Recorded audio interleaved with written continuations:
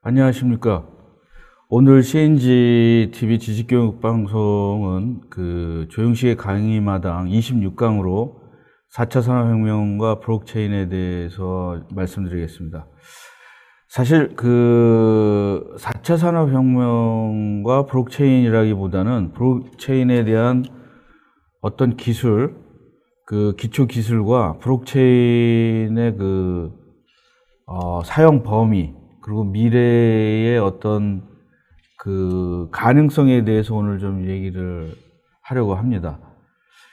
왜 4차 산업혁명에다가 집어넣냐면은 4차 산업혁명의 전제는 딱 두 가지입니다. 하나는 과학기술, 그 다음에 또 다른 하나는 디지털화입니다. 근데 지금 비트코인과 블록체인이 이 두 개 다를 갖고 있었기 때문에 4차 산업혁명의 하나의 총화가 될 수 있는 소지가 있습니다.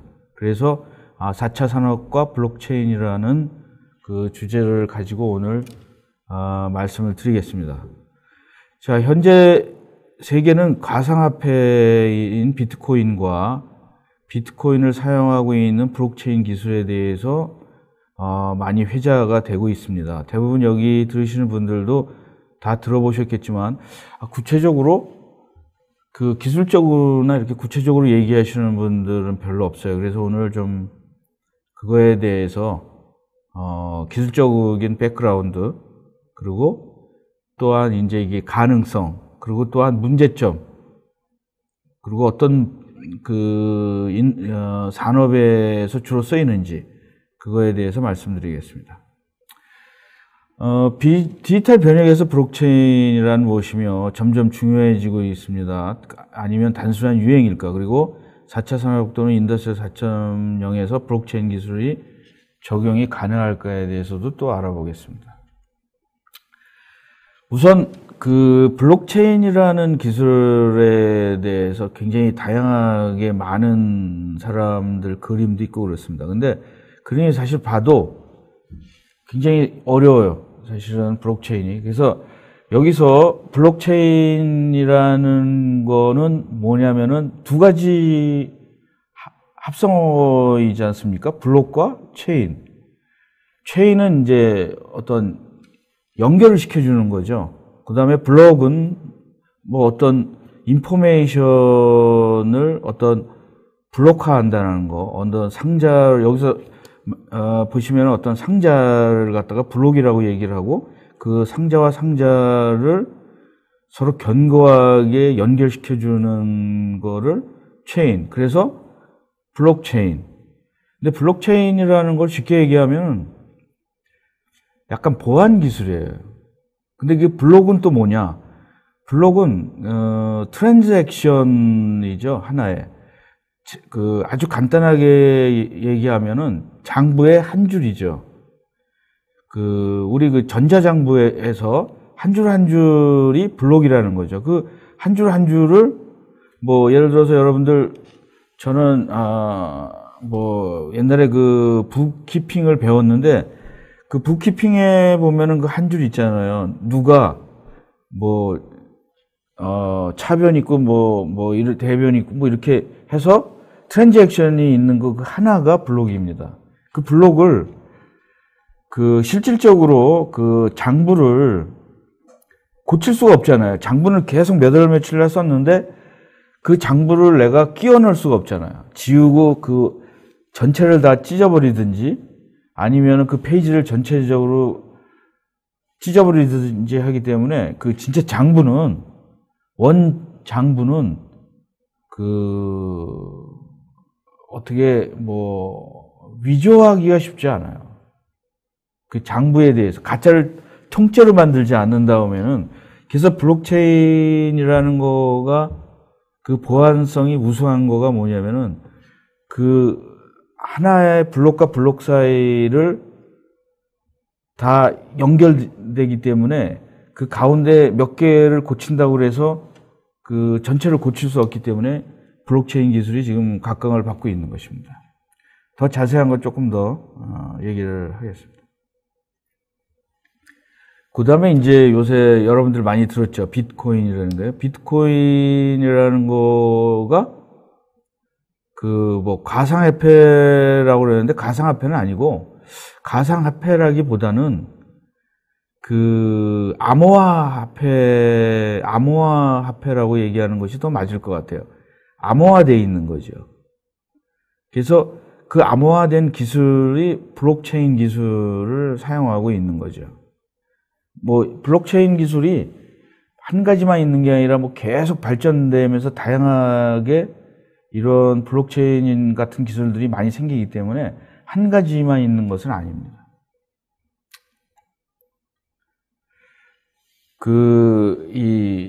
좀 간단하게 얘기하면은 블록체인 기술은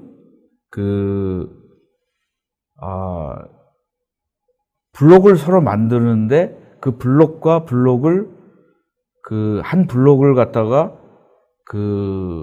해싱이라는 거로 해서 암호화를 만들고 그 블록과 블록 사이를 연계를 해서 모든 사람들이 똑같은 정보를 나눠 가지는 거죠.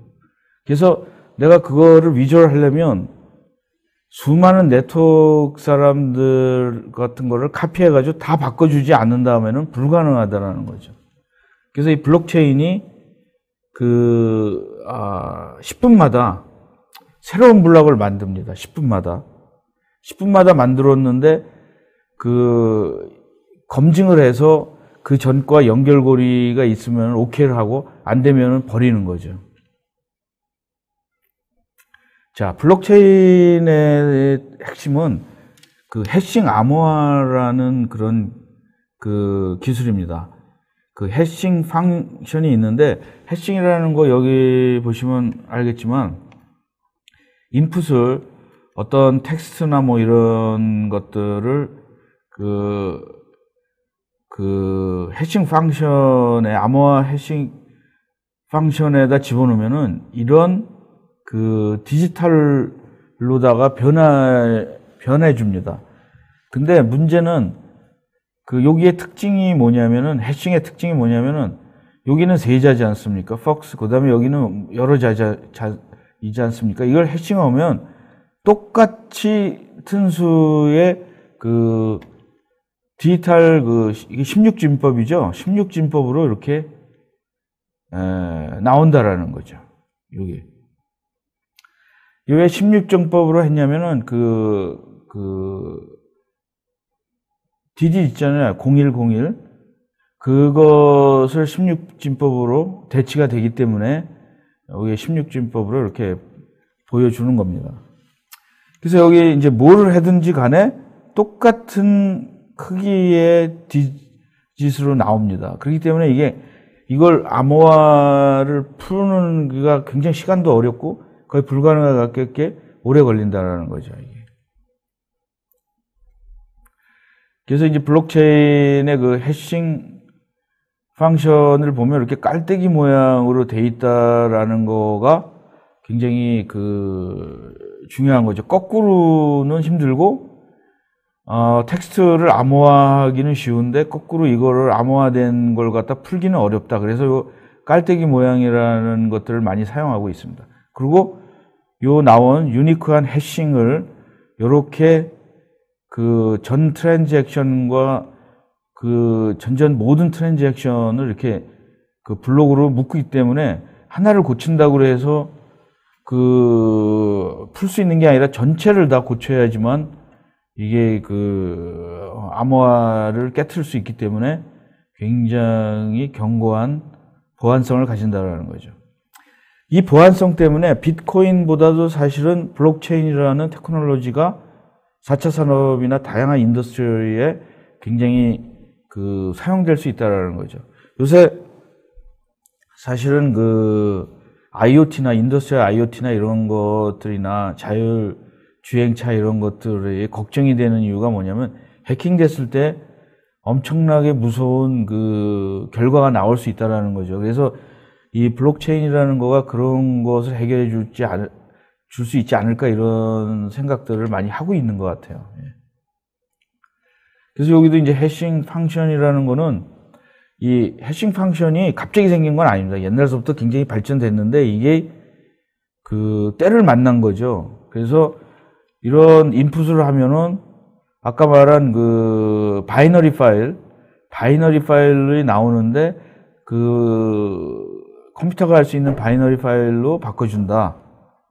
근데 이거를 그 바이너리 파일을 가지고 그 오리지널 그 텍스트를 유추하기는 거의 불가능하다. 그게 해시 펑션의 가장 큰 특징이라고 말할 수 있습니다. 그리고 해시 펑션은 하나만 있는 게 아니에요. 계속 발전돼 가지고 여기 보면은 해시 함수가 만든 사람이 있습니다. 그래서 이게 1800년대부터 계속 발전된 거죠, 이게. 지금도 굉장히 그 해싱 펑션이 더 암호화에 견고한 게 있고 또 좀 약한 것이 있고 또 다양한 것이 있습니다. 그래서 이제 아까 말씀드린 대로 그림으로 하면 블록을 하는데 블록 10, 11, 12 근데 그 블록 안에 이런 그 링크가 있고 그 해싱과 연결된 고리가 있는데 이게 맞지가 않으면은 버리는 겁니다, 이게. 그리고 요 안에 그 텍스트 루트, 이게 여기가 일어난 거겠죠. 일어난 거가 요 내용이 트랜잭션 내용들이 있다라는 거죠.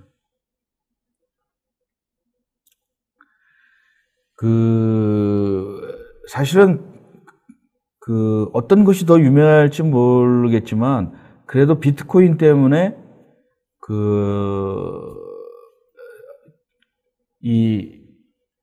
비트코인 때문에 많이 유명해지지 않을까 이런 생각을 하고 있습니다. 그래서 비트코인이라는 거가 2009년 1월 3일 사토시 나카모토라는 이게 가명이죠. 원래는 일본 사람이라는 게 아니라 호주 사람입니다. 호주 사람이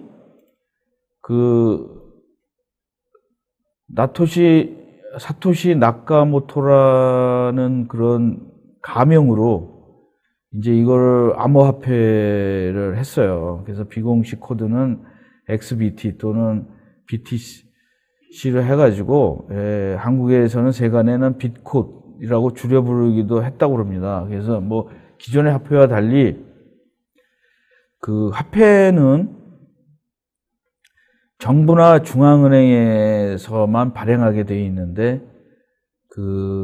금융기관의 개입 없이 개인 간 P2P의 거래가 가능하고 금처럼 유통량이 한정되어 있는 것이 특징입니다. 그래서 2017년 4월 23일 기준으로 원 비트코인당 굉장히 비쌌죠. 이게 144만 9천 원이었는데 요즘에는 되게 올랐어요. 그리고 며칠 전에는 약간 폭락이 됐습니다. 왜냐하면 중국에서 더 이상 비트코인에 대해서 비트코인이 여지껏 이렇게 발전된 이유가 뭐냐면 투기도 있고 또 익명성도 있고 그다음에 이제 어떤 법률의 저촉을 받지 않기 때문에 굉장히 발전된 건데 이게 이제 철대를 맞을 수도 있다라는 거죠. 그래서 우리나라도 전 세계의 비트코인과 같은 이런 암호화 화폐가 몇백 개가 있대요. 그게 사실 유명한 거는 근데 한 4-5개, 우리나라에서도 4-5개 만들고 한두 달 전에도 이거를 해가지고 모집을 해가지고 사기를 많이 당하는 분들도 있어요. 그래서 이 비트코인이나 블록체인 같은 데는 여러분들이 좀 공부를 많이 하셔가지고 사기를 당하지 않아야 될 것으로 생각이 됩니다. 그래서 비트코인에 대해서 이제 3가지 키워드가 있어요. 수학, 희망, 그리고 과대 광고. 요 3개가 어떤 사람들은 이제 이 해싱 펑션이 수학이에요. 엄청나게 암호화라는 거가 다 수학이지 않습니까? 랜덤 넘버를 그 해싱을 하려면 랜덤 넘버를 알아야 되고 랜덤 넘버나 뭐 이런 알고리즘을 알아야 되기 때문에 그리고 이제 희망이라는 거는 뭐냐면 그동안에 우리는 무슨 뭐든지 뭐 이런 것들을 중앙에서 통제받는 데서 항상 했는데 이게 자유롭게 할 수 있다. 이런 거에서 희망이 되었고 또 하나 이제 갑자기 비트코인이 유행하면서 이게 뭐 미래의 어떤 화폐가 아닐까 이런 데 해가지고 과대 광고를 해서 그거로 해서 돈을 많이 벌려고 하는 사람들이 많이 생겼습니다. 그래서 옛날에는 이제 뭐 채굴을 해가지고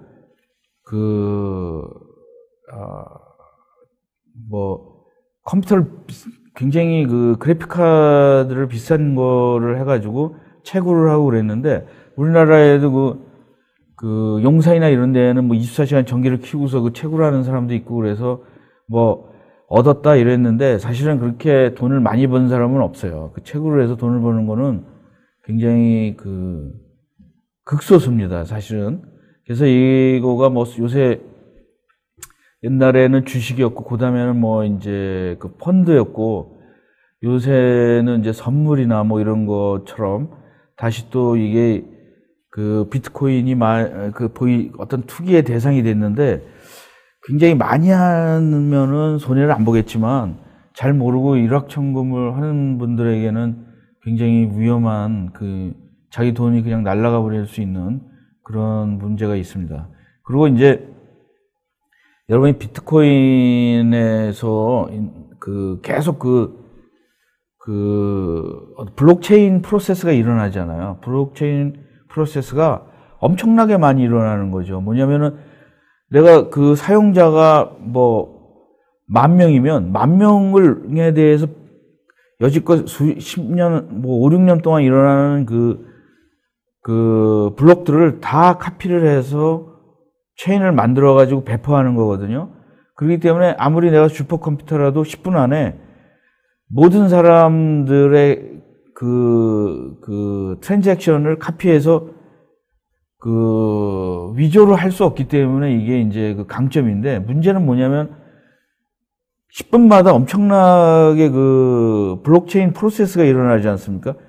그 프로세스를 하는 거를 마이닝이라고 하는 거죠, 여기서. 그래서 사람들이 자기 컴퓨터로 그걸 공짜는 아니죠. 사실은 그걸 대신 트랜잭션을 해주면은 블록체인 프로세스를 해주고 조그만 리워드를 받는 거죠. 비트코인으로. 근데 이제 그런 게 비트코인이 값이 엄청나게 부동산 이상으로 뛰면은 이게 투기꾼이 몰려서 가능하지만 가치가 정체된다 그러면은 굉장히 값어치가 없어지는 거죠. 그래서 이런 거래를 검증하는 고성능 컴퓨터 운영하는 것을 이제 채굴자 마이닝이라고 그러는데 사람들이 이러한 노력의 보상으로 새로 만들어진 비트코인에 대해서 굉장히 받습니다. 근데 내가 그것을 블록체인 프로세스를 했다고 해서 무조건 받는 건 아니에요. 어셉트를 받은 사람, 동시에 막 했을 거 아니에요. 근데 제일 먼저 받은 사람만 받는 거예요. 내가 두 번째로 똑같은 프로세스에 대해서 채굴을 하면 소용이 없는 겁니다. 그런 것들이 좀 재밌는 것 같아요. 그래서, 이 사람이 참, 아이디어가 대단한 것 같아요. 그래서 비트코인을 이제 그래픽으로 말하면은 전 세계 최초의 독립적 사이버 머니, 사용자의 익명성 보장. 이게 사용자의 익명성 보장이기 때문에 문제가 있습니다, 이게. 마약이나 이런 거나 랜섬머니로다가 사용될 가능성이 있다는 거죠. 이거에 대해서 정부가 가만히 있지 않을 거죠. 그러면 누구라도 채굴이 가능하다. 옛날에는 그래픽카드로 채굴이 가능했는데 지금은 사실은 어렵답니다, 이게. 그 다음에 물리적 위조나 변경이 불가하다. 이런 어떤 보안적인 것 때문에 다른 데도 이런 테크놀로지들이 쓸 수 있다는 거죠. 수수료, 시간, 공간에 대한 제약 없는 거래다. 사실 이게 제약이 없다 그러지만 그 채굴하는 사람이 이거를 자기가 뭐라 그러나 적은 돈으로 대신 해주는 거예요. 이 세상은 누군가 열심히 뛰지 않는데 뭐가 생성되는 건 없는 거거든요. 그 다음에 최신식 암호화 안전거래다. 이것도 좀 부정적인 사람들도 있어요. 전 세계 어디서나 사용 가능하다. 지금이야 이제 앞으로 다양한 저희가 나오는 거죠. 사실 가상화폐는, 가상화폐라고 하는 거는 요새 삼성페이나 애플페이 이런 것도 사실은 가상화폐가 될 수 있는 거죠. 그래서 좀 더 굉장히 다양한 거가 나오고 있다. 2009년도만 해도 굉장히 생소했는데, 이제 점점 다양한 것이 나오고 있다라는 거죠. 제가 어제 4일 동안에 채굴한 사람들의 분포를 인터넷에 한번 찾아봤어요. 이게 실시간이어서 제가 화면을 한번 따봤습니다. 근데 이거 아래 그래프는 가장 인기 있는 비트코인 채굴 풀들의 시장 점유율을 보여준다.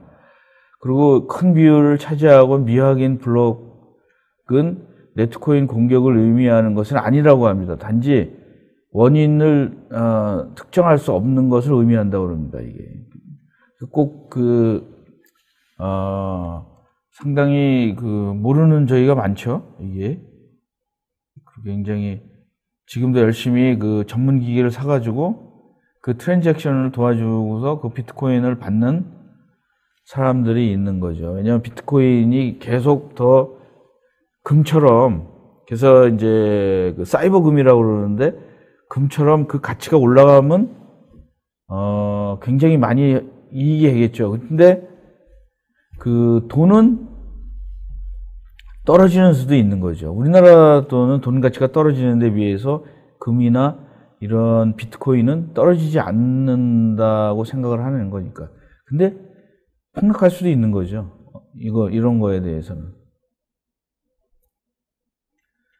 그 다음에 이제 비트코인과 가장 라이벌 관계가 있는 거가 이더리움이라는 게 있어요. 우리나라에 둘 다 들어왔는데, 시가총액은 비트코인은 190억 달러, 그 다음에 이더리움은 41억 달러. 근데 이제 이더리움도 다 다른 알고리즘을 가지고 있고, 이런 24시간 거래량도 이렇게 된다. 다시 이제 오늘은 비트코인 시간은 아니고 블록체인에 대해서 어떤 분야에 많이 쓰일 것인지에 대해서 오늘은 말씀드리는 시간이기 때문에, 그래서 다시 한번 정리를 하면은 블록체인은 공공거래 장부를 말합니다. 블록이라는 거가. 근데 체인이라는 걸로 해서, 암호화 체인을 통해서 암호화 화폐로 거래될 때 발생되는 해킹 기술을 막는 기술입니다. 그래서 이거를 어떤 사람들은 분산 데이터베이스라고도 하는데, 기존에 있는 데이터베이스 개념과는 조금 다를 수 있죠. 모든 거가 데이터는 데이터베이스라고 안 하는데, 데이터베이스라고 얘기하기에는 또, 문제가 있을 수도 있습니다. 그래서, 암호화 화폐의 거래 과정을 기록하고 탈중앙화된 전자장부로서 비트코인이 있다. 그래서 말씀드린 것처럼 이렇게 코인을 했는데, 여기 블락이에요. 요 블락인데, 누가 트랜잭션이 일어나지 않습니까? 이렇게 트랜잭션이 와서 여기 합해져가지고 하나가 되는 거죠. 요게 이제 하나가 돼서 트랜잭션이 되고, 트랜잭션 프로세스 중에서 밸리데이션이 안 된 거는 마이닝 돈도 못 받고 사라져 버리는 거죠. 이런 요 하나하나가 전자장부다. 장부에 보면은 한 줄 있지 않습니까? 그런 것들이 이렇게 연결되어 있는데 거의 불가능하다. 그래서 이제부터는 좀 블록체인에 이런 기술이 있고, 블록체인을 유명하게 만든 거는 비트코인이다라는 거가 있는데, 이제 앞으로 여러분들에게 좀 말씀드릴 거는 도대체 이 블록체인이 우리에게 무슨 혜택을 줄 것이며 우리에게 어떤 기회가 있을 것인가에 대해서 좀 중점적으로 얘기를 하겠습니다. 사용자 입장에서 이제 블록체인은 그동안은 이제 블록체인의 뭐 기술이나 테크놀로지 이런 건데, 우리 그거 모르겠다. 그럼 도대체 블록체인이 나에게서, 내 분야에 대해서 어떤 효과가 있는지는, 이거는 이제 블록체인이 엔드 유저의 포인트에서 보면은, 스마트 커넥터 컨트랙트에서 Decentralized Autonomous Organization이라는 표현으로 이렇게 나와 있습니다. 그래서 우리가 계속 이런 개념들이 있죠. 컴퓨터도 그렇고 네트워크도 그렇고, 옛날에는 센트럴라이제이션이라는 것들이 많이 집중화. 근데 이제 집중화가 많이 됐었는데, 그 다음에 이제 뭐라고 그러나요? 비집중화라고 그러나요? 비집중화로 해서 좀 이렇게 분산을 했는데, 저기서부터는 약간 좀 요즘에 컴퓨터의 테크놀로지는 약간 디스트리뷰트, 분산화이죠. 이게 이제 그 모든 네트워크가 하나씩 노드가 연결되어 있는 인터넷 같은 망이 되는 거죠. 그래서 이제 사실은 오늘 얘기한 거에 대해서 뭐 지금 많은 전문가들이 블록체인에 대해서 굉장히 많이 얘기를 하고 있습니다. 근데 이게 블록체인이나 비트코인이라는 거가 지금 이제 되는 과정이 있기 때문에 뭐 반대파도 있고 뭐 이걸 변화시킬 굉장히 다양한 게 말이 많습니다. 그거는 뭐 여러분들이 공부하시고 판단해야 될 것 같고, 오늘은 이제 여지껏은 굉장히 미래의 희망이나 이런 거에 대해서만 얘기를 했어요. 근데 이제 어떤 사람들은 이거 위험하다, 문제점에 대해서 많이 얘기하는 사람들도 있습니다. 그 중에 하나가 이거 거품이다. 여기 뭐 들으시는 분들 중에서 조금 아시는 분들은 이거 거품이다. 근데 어떤 분들은 이거 거품 아니다. 계속 보완점이 나올 것이다. 제 입장에서는 그래요. 거품입니다. 근데 계속 보완점이 나오면서 굉장히 우리에게 맞는 기술로 진화될 것이라고 저는 생각을 하고 있습니다. 약간 좀 저는, 옵티미즘이라고 그럴까? 좀 기술 낙관론자입니다. 저는 할 수 없이. 그래서 이 사람들 중에는 개념이 불분명해요. 개념이 아직까지. 왜냐하면 처음에 이제 적었을 때는 괜찮았는데, 요새 어떤 가상화폐 중에는 마이닝을 안 하는 데도 있어요. 자체 투자를 해가지고 자기네들이 컴퓨터로다가 프로세스를 합니다. 왜냐하면 초창기 나올 때는 마이닝이라고 해서 일종의 저기잖아요. 열정페이잖아요. 조금 주고, 이게 나중에 니네들이 굉장히 비싸질 테니까 조금 주고 프로세스를 마이닝을 막 시켰는데, 그 다음에는 마이닝이 한계가 있다라는 거죠. 모두 다 마이닝을 안 하겠다 그러면 프로세스는 그냥 주저앉는 거잖아요. 그래서 요즘에는 자기네들이 투자자를 받아가지고 마이닝을 내부에서 그냥 프로세스를 하는 그런 가상화폐들이 점점 늘어나고 있습니다. 그래서 그리고 이제 그러다 보니까 한국에서는 가짜로다가 사기를 치는 사람들이 많아요. 왜냐면 이것이 하면은 가치가 높아진다고 그러고, 한 2달 전에도 커다랗게 신문에 났는데, 1,400억인가 이런 투자자를 모아놓고, 지금 이 비트코인 같은 가짜, 자기네들이 이제 이름을 진 코인을 해서 가짜로다가 자기네들이 짜고 카페에 가서 코인 가지고 커피도 사 먹고, 뭐 이렇게 하는 것처럼 가짜로 한 다음에 투자자를 받았어요. 그 투자자를 받아가지고 얘네들이 뭐 계속 어디에 투자를 한 게 아니라 그 돈을 가지고 초창기에 투자를 한 사람들에게 계속 그걸 사고, 가짜로 사고 그러니까 이게 그 다단계처럼 해가지고 가치를 가짜로 높인 거예요. 막 지네들끼리. 그래서 이제 이게 유사 금융법에 걸려가지고, 근데 지금 우리나라에서 지금 모집하는데 약간 위험한 게 장사하는 데가 몇 군데 있어요. 대부분. 왜냐하면 비트코인은 그 가치를 높인다고 그러고 언제까지만 마이닝을 한다고 그러고 이렇게 딱 했는데 그 나머지는 사실은 그 아직까지 비즈니스 모델이 없어요. 이익 모델이. 이걸 가지고 뭘 해서 돈을 벌겠다는 그 모델이 없어요. 투자자를 받아가지고 그 돈 가지고 자기네들이 쓰고 그 초기에 투자자들에게 돈을 그 이익을 주는 것밖에는 없는 거죠. 그거는 사기죠, 약간. 그 다음에 이제 암호화 기법, 보안 처리가 트랜잭션이 뭐 이것도 많고 뭐 보안과 위험성 아주 불확실한 거죠. 그 블록체인 때문에 오히려 정보가 노출될 수도 있다 이런 말들을 하고 있는데 하여튼 뭐 이 사람들이 문제점을 일으키지 하지만 뭐 대세인 것 같아요. 이 기술이 방향으로는.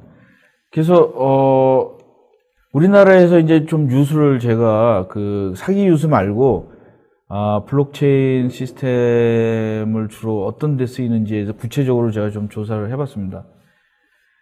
블록체인 중에는 보니까 의외로 그 삼성 SDS가 요 블록체인이나 이런 걸 가지고 먹거리를 만들려고 그러는 것 같아요. 그래서 SDS가 제일 활발한 회사 중에 하나인 것 같아요. 소프트웨어 회사 중에.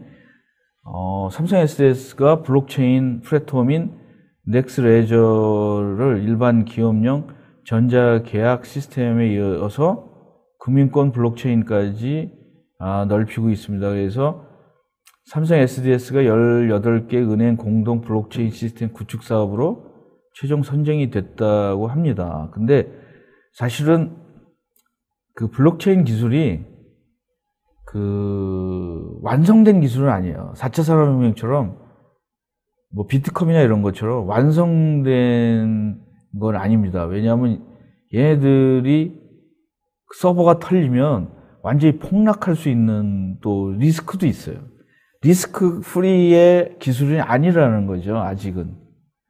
그래서 입찰에는 SDS를 비롯해서 현대정보기술, 블로코 컨소시엄, KCC 정보, 뭐 IBM 컨소시엄이 참여했고, 뭐 삼성 SDS는 은행연합회 평가에서 품질, 가용성, 성능, 결과 등 모든 기준을 충족해 높은 점수를 받았다. 은행연합회는 보안 문제 등 시스템 안전을 위해서 은행 간에 100개의 가상은행을 가정해서 BMT를 한 것으로 알려져 있다. 그러니까 100개의 은행이 그 트랜잭션을 순간적으로 많이 해서 하는 거지 않습니까, 이게. 근데 이게 제가 볼 때는 어떤 기업에서 슈퍼컴퓨터를 하면 100개 정도도 뚫을 수 있지 않을까, 저는 좀 그런 생각을 해요. 슈퍼컴퓨터를 하면 아직까지 100개 갖고는 모자랄 수 있다는 거. 그 다음에 또 뭐 굉장히 많은 블록체인 기술 중에 하나가 물류예요. 그래서 그 블록체인을 통한 물류산업 발전 목표로 해운 물류 컨소시엄이 31일 삼성 SDS 판교 캠퍼스에서 발족됐다고 합니다. 그래서 이번 컨소시엄에서는 관세청, 해양수산부, 한국해양수산개발원, 뭐 이런 상선, 뭐 고려해원, 뭐 이런 데에서 모여가지고 그 한국 IBM이나 뭐 삼성 SDS나 이런 데가 사이버 로지텍 이런 데가 이제 그 이런 쪽으로 굉장히 좀 하고 있는 것 같아요. 그래서 제가 그 우선 로지스틱 물류에서 블록체인은 어떻게 사용할 건지, 사실은 로지스틱이나 이런 물류는 장부지 않습니까?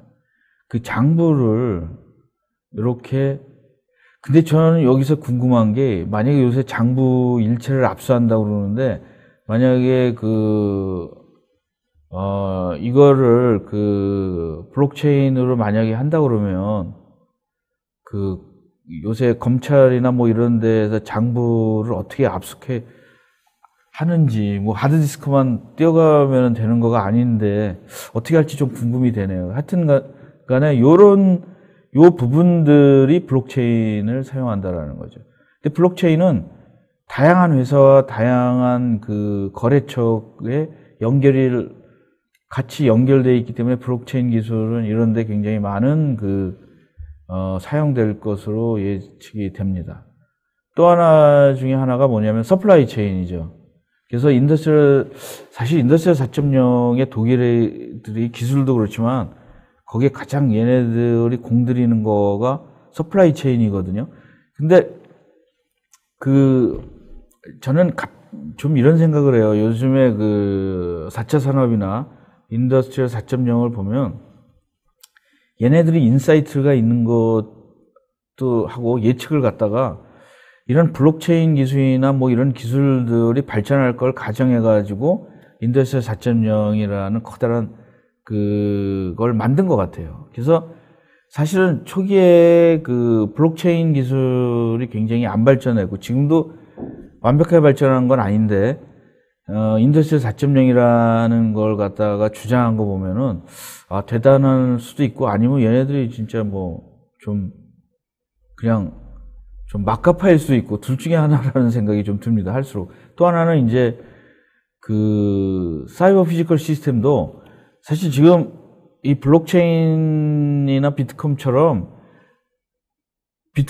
뭔가 하나 엄청난 기술이 하나 나와야 되지 않으면은 사이버 피지컬 시스템도 사실은 스마트 팩토리도 쉽지 않거든요. 근데 그걸 뭔가 새로운 거를 나올 거라고 생각하고 얘네들이 이렇게 판을 벌려놓는 것 같아요. 그래서 여러분들이 오늘 이제 이런 강의나 이런 거 보면은 외국에서는 미래에 대해서는 이렇게 판을 딱 벌려놔요. 이게 기술이 뭐 완벽하지 않고 막 그러고. 근데 우리나라는 미래에 대해서 거의 리스크를 안 가져가려고 그래요. 모든 미래의 기술은 리스크가 있습니다. 리스크가 없이 미래의 기술이 있다라는 거는 있잖아요. 외국 기술을 그냥 도입해서 사용하겠다라는 것밖에는 안 되거든요.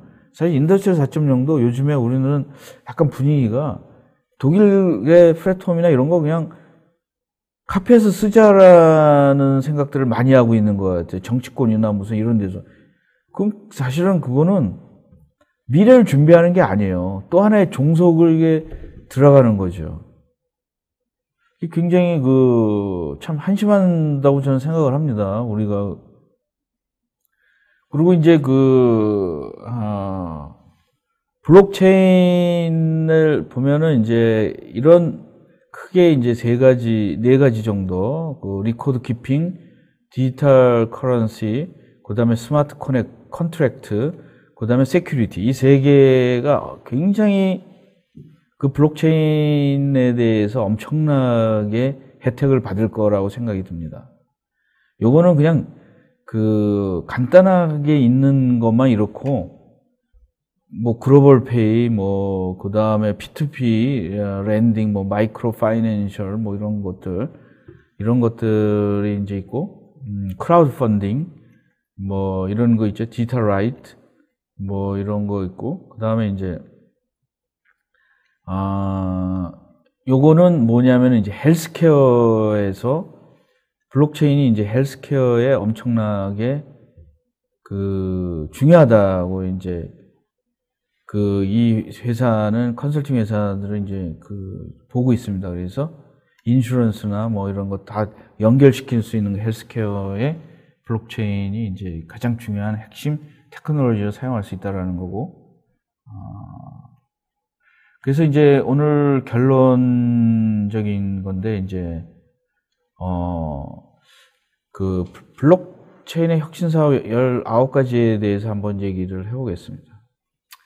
첫 번째는 은행 산업의 블록체인이 많이 사용할 거고, 두 번째는 보안, 세 번째는 물류, 네 번째는 분석이나 예측 시장, 다섯 번째는 네트워크와 IoT, 뭐 홈 이런 것들이 보안이 안 되면 굉장히 위험하거든요. 그 다음에 보험, 일곱 번째는 운송, 차량 공유, 뭐 이런 거나 자율주행 차량 이런 것도 이제 블록체인 기술을 사용할 것 같습니다. 그 다음에 클라우드 스토리지, 그 다음에 아홉이 기부, 그 다음에 열이 투표, 전자투표 같은 거, 11가 정부 행정, 12이 공공복지, 13이 의료 헬스케어, 그 다음에 14번째는 에너지, 15번째는 온라인 음악, 그 다음에 16번째는 소매업, 17번째는 부동산, 그 다음에 18번째는 크라우드 펀딩, 그 다음에 19번째는 이제 당신이 몸담고 있는 업계. 그러니까 4차 산업혁명에서는 모든 분야에서 블록체인이 침투가 된다라는 얘기죠. 그럼 도대체 어떤 식으로 침투가 될 것인가? 금융이나 은행 산업에서는 사실 블록체인이 제일 먼저입니다, 사실은. 아까 말씀드린 것처럼 은행에서는 어떤 보안, 트랜잭션 이런 거기 때문에 블록체인이 제일 먼저 받아들이고 그냥 가만히 있으면 제일 먼저 피해를 입을 수 있는데도 은행 산업인 거죠. 요새 카카오 은행이라는 뱅크 있었지 않습니까? 그게 지금 좀 조용한데 은행도 1대1로 돈을 불려준다 그러면은 은행이라는 거가 굉장히 심각한 거죠. 지금 은행이 1차적으로 나가는 캐시,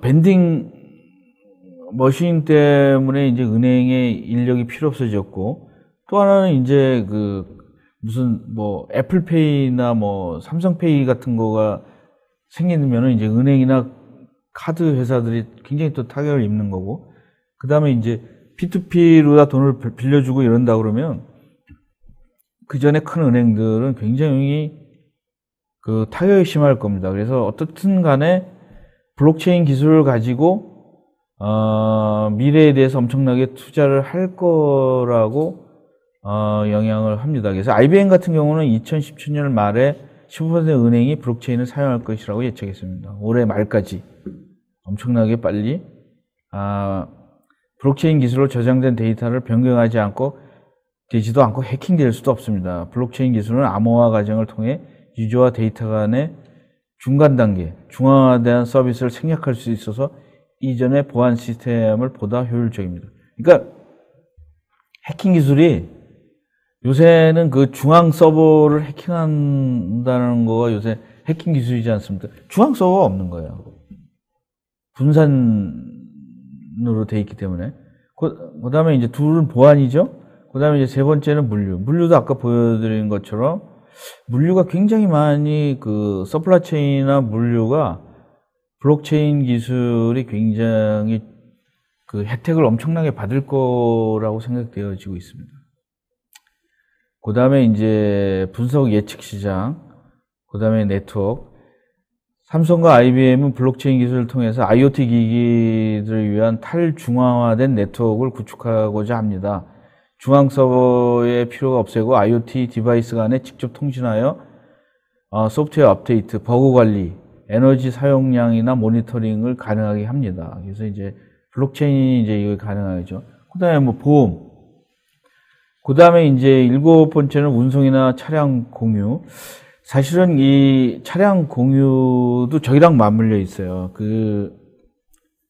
지금 자율주행 차량이라는 거가 보편화되면 이게 8년 안에 엄청나게 보편화되겠다고 예측한 사람도 있는데, 그게 굉장히 된다면은